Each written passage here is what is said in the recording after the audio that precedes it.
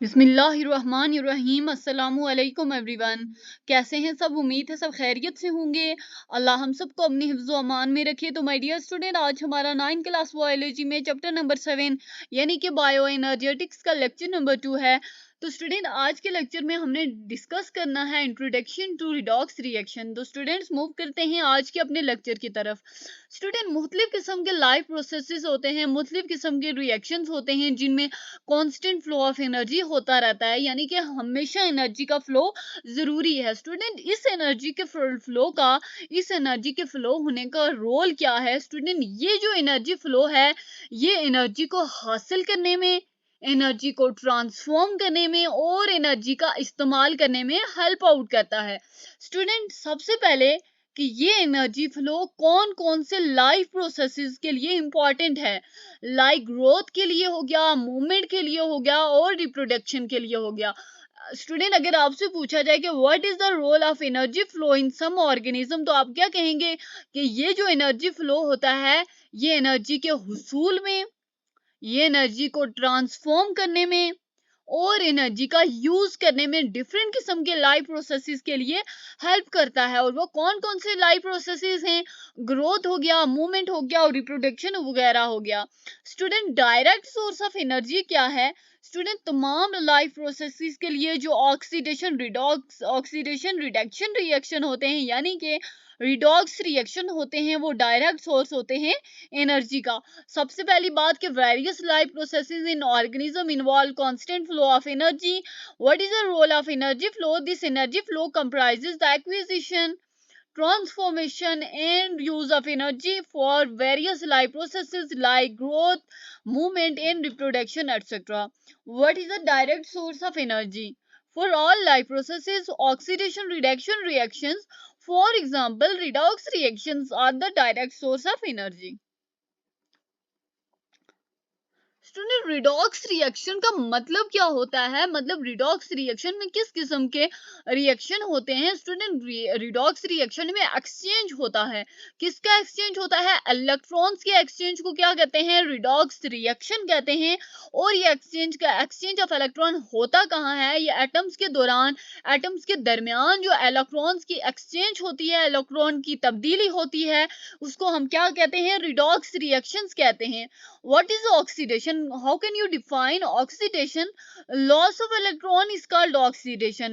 Student, what do you mean by oxidation? The loss of electrons is called oxidation. यानी कि किसी भी atom में जब आयन यानी कि हाइड्रोजन एटम या इलेक्ट्रॉन लॉस होगा तो उसको आप क्या कहेंगे?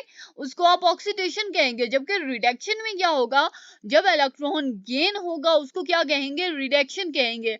Student, what do you mean by redox reaction? Redox reaction involve exchange of electrons between atoms. Oxidation, the loss of electrons is called oxidation, and reduction, the gain of electrons is called reduction. Student, what is the energy source? Source of energy क्या हो सकते हैं? Student, electron को हम energy source भी कह सकते हैं। और ये एनर्जी सोर्स किस चीज पे डिपेंड करता है?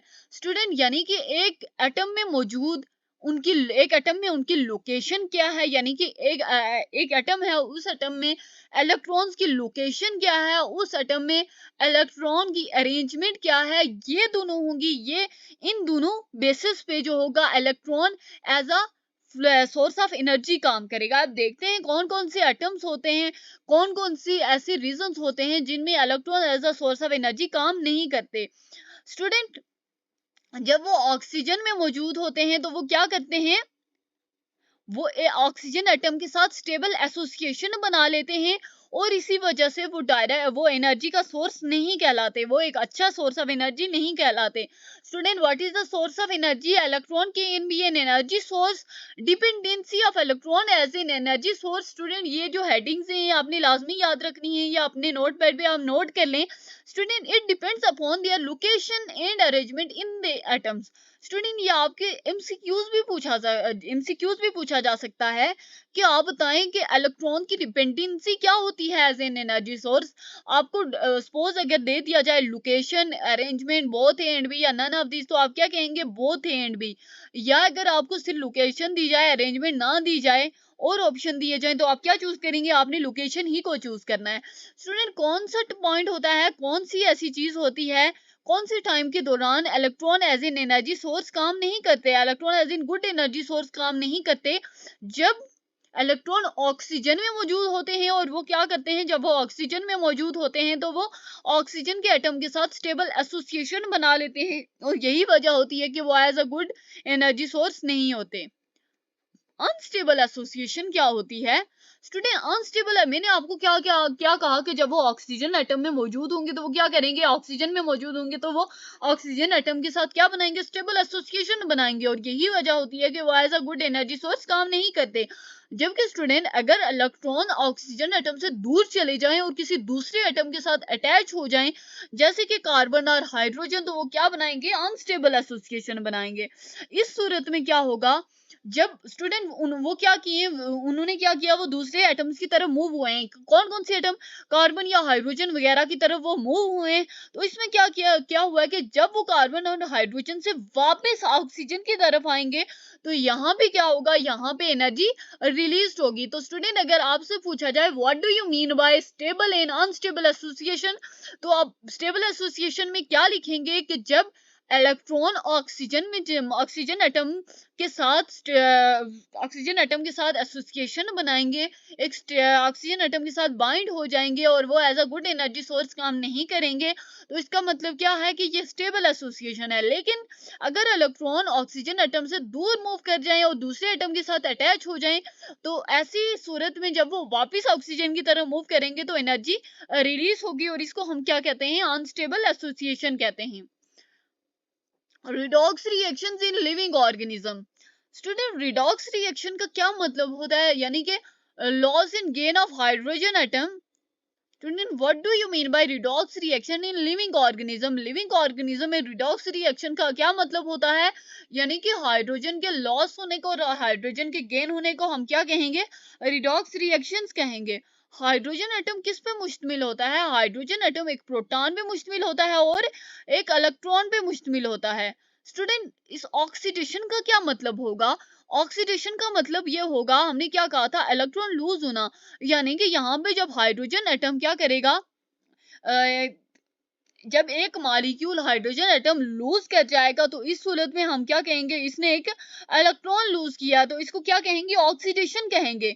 और रिडक्शन का क्या मतलब होगा कि इसी तरह जब एक मॉलिक्यूल हाइड्रोजन गेन करेगा, इसका मतलब क्या हुआ कि उसने इलेक्ट्रॉन गेन किया है, तो हम इसको क्या कहेंगे? रिडक्शन कहेंगे। Student, what do you mean by redox reactions in living organism? In living organism redox reaction involve the loss and gain of hydrogen atoms. What do you mean by hydrogen? Student, hydrogen atom किस पे मुश्तमिल होते हैं? Proton पे और एक electron पे मुश्तमिल होते हैं। ऑक्सीडेशन से मुराद क्या है आपकी? It means that when a molecule loses a hydrogen atom, it actually loses an electron. It means it is oxidation. Similarly, when a molecule gains hydrogen atom, it actually gains an electron. It means it is reduction. Thanks for watching, मिलते हैं next video में।